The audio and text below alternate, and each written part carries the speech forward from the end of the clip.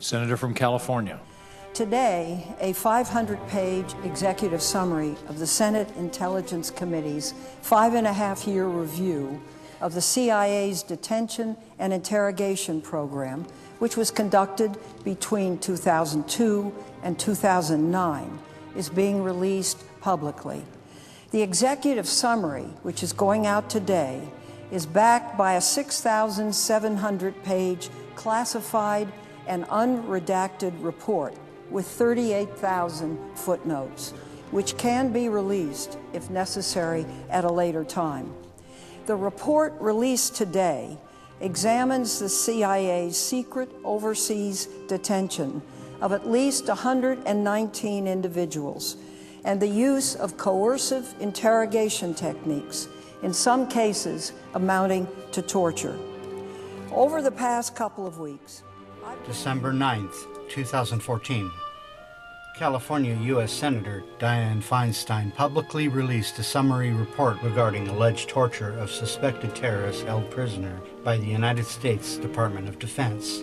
The Feinstein revelations portend the end of the entire post-9/11 dynamic for the entire 14 years of the 21st century under 2 Bush administrations and 2 Obama administrations. As Commander-in-Chief, my highest priority is the security of the American people. Several recent events must be considered. The timely release of the 6,000-page investigation conducted by the Senate Select Committee on Intelligence and chaired by Senator Dianne Feinstein, and the release of the long-awaited 500-page unclassified summary, joined with the earlier release of Senator Elizabeth Warren's work on the release of the 28 redacted pages of the 9/11 Commission's findings and their implications.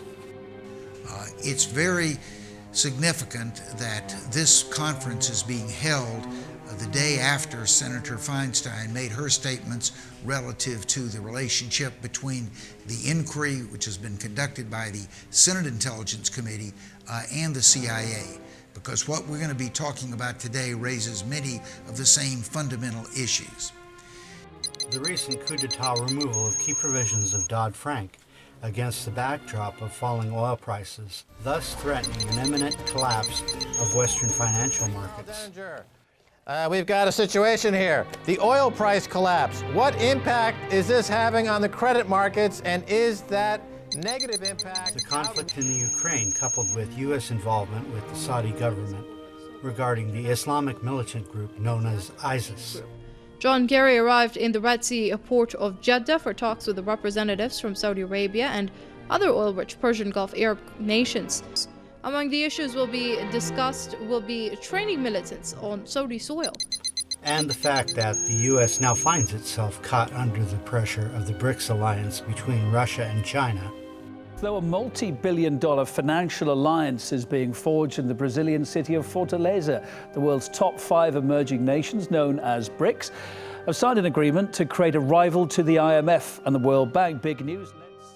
In collusion with the United States government, these actions have been marshaled by the British Empire as an aggressive imperial force, up to and including the threat and looming possibility of thermonuclear war against Russia and China. So a very stark, as I say, warning there from the Russian president against any kind of Western military action in support of Ukraine.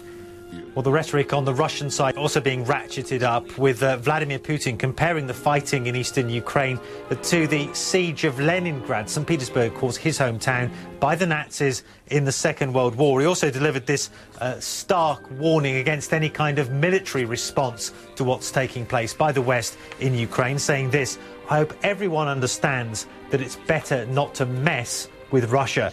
I have to remind you that Russia is a nuclear superpower."